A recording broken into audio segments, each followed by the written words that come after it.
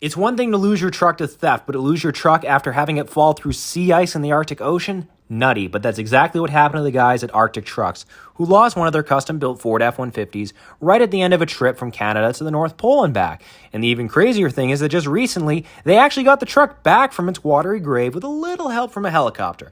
Luckily, the truck was in water that was only 15 meters deep, it was close to shore, and it hadn't moved much since last March when it first fell in. Externally, the truck had little damage, but 6 months in the ocean did not do the internal components any favors. Why did they recover it? To minimize environmental contamination of the region and to get back personal effects that were left inside the truck.